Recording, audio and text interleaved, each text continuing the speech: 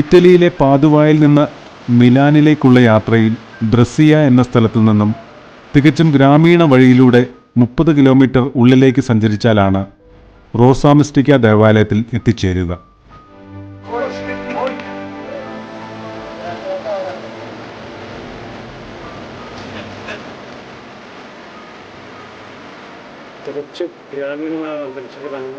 പാതയുടെ ഇരുവശങ്ങളിലും വളരെ വിദൂരതയിൽ കൃഷിഭൂമി തന്നെയാണ് കാഴ്ച.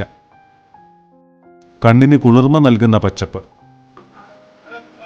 ഈ ദിവസങ്ങളിലൊക്കെ പട്ടണങ്ങളിലൂടെ യാത്ര ചെയ്തതിന് ശേഷം ഇങ്ങനെയൊരു ഗ്രാമക്കാഴ്ച എല്ലാവർക്കും ഒരു പ്രത്യേക നൊസ്റ്റാൾജിയ അനുഭവമായിരുന്നു. ഏതാണ്ട് ഉച്ചയോടെ ചാപ്പലിന് സമീപമുള്ള പാർക്കിംഗ് ഗ്രൗണ്ടിലെത്തി. മറ്റ് തീർത്ഥാടന സ്ഥലങ്ങളിലെ പോലെ ഇവിടെ പാർക്കിങ്ങിൽ ബസ്സുകളോ വാഹനങ്ങളോ അധികമായി കണ്ടില്ല. മുമ്പൊരു തവണ ഇവിടെ സന്ദർശിച്ചപ്പോൾ ധാരാളം തീർത്ഥാടകരെ കാണുവാൻ കഴിഞ്ഞിരുന്നു. ഉച്ചനേരമായതുകൊണ്ടും കോവിഡിൻ്റെ ഭീഷണിയിൽ നിന്നും ലോകം മുക്തമായി കൊണ്ടിരിക്കുന്ന സമയമായതുകൊണ്ടുമാവാം.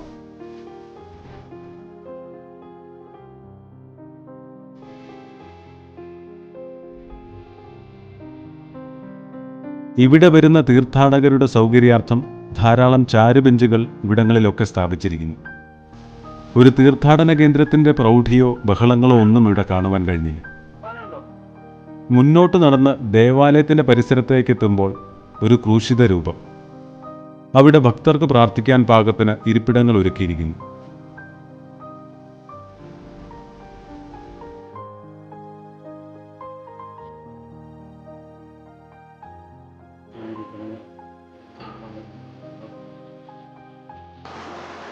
പൂക്കളുടെ സമയമല്ലെങ്കിലും പരിസരങ്ങളിൽ ധാരാളം റോസാപ്പൂക്കൾ പൂത്തുലഞ്ഞു നിൽക്കുന്നു.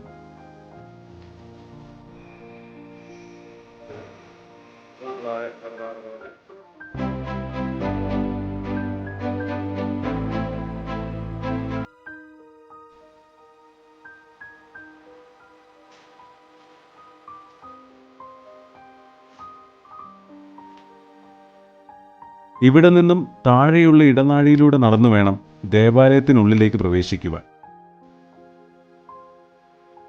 പഴമ ഒട്ടും തോന്നിക്കാത്ത ഒരു ദേവാലയം എന്ന് വേണം പറയാൻ.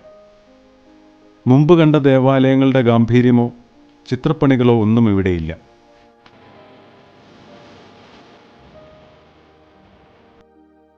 രൂപങ്ങൾ, ദേവാലയത്തിൻ്റെ ഉൾവശങ്ങൾ എല്ലാം ധാരാളം പൂക്കൾ കൊണ്ട് അലങ്കരിച്ചിരിക്കുന്നു.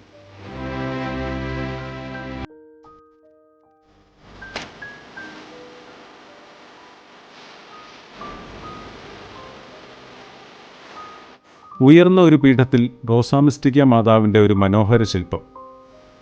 അതിന് താഴെ റോസാമിസ്റ്റിക്ക മാതാവിൻ്റെ തന്നെ ഒരു ചെറിയ രൂപവും.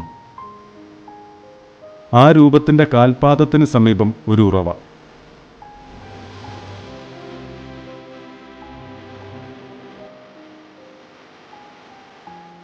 എല്ലാവരും രോഗശാന്തിക്കായി അവിടെ നിന്നും കുടിക്കുകയും വിശുദ്ധമായ ജലം അവിടെ നിന്നും കുപ്പികളിൽ ശേഖരിക്കുകയും ചെയ്യുന്നു. ആ ഉറവയുടെ തുടർച്ചയായിട്ടാണെന്ന് തോന്നുന്നു ദേവാലയത്തിൻ്റെ വലതുവശത്ത് കുറേ ജലം കെട്ടി നിർത്തിയിരിക്കുന്നു. എല്ലാവരും പ്രാർത്ഥനയോടെ അതിലൂടെ നടന്നു കയറുന്നു. സഹിക്കാൻ വയ്യാത്ത തണുപ്പാണെങ്കിലും എല്ലാവരും തന്നെ അതിൽ കൂടി നടന്നു.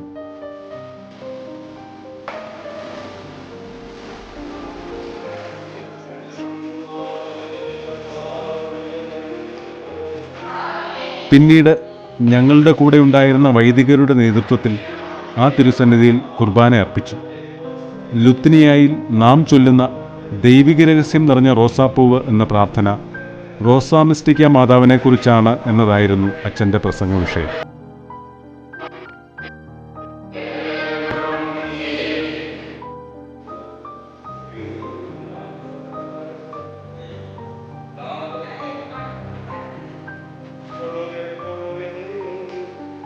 ദേവാലയത്തിനുള്ളിൽ ധാരാളം ഫലകങ്ങൾ ഭിത്തിയിൽ തൂക്കിയിട്ടിരിക്കുന്നു. ഇവിടെ പ്രാർത്ഥിച്ച് അനുഗ്രഹങ്ങൾ നേടിയവരുടെ സാക്ഷ്യങ്ങളാണ് അവയൊക്കെയും.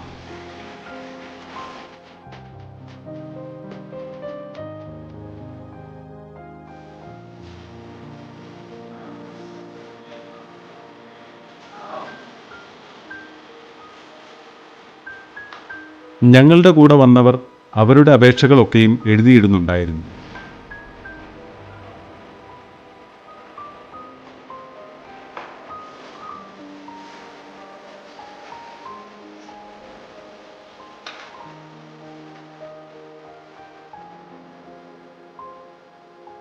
നേഴ്സുമാരുടെ ഒരു അഭയകേന്ദ്രമായിട്ടാണ് ഇവിടം അറിയപ്പെടുന്നത്.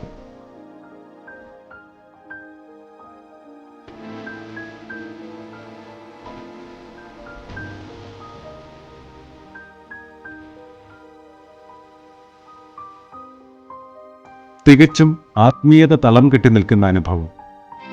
കഴിഞ്ഞ ദിവസങ്ങളിൽ നിന്നൊക്കെ മാറി വളരെ വ്യത്യസ്തമായ ഒരു ആംബിയൻസ് ആണ് ഇവിടെ അനുഭവപ്പെട്ടത്.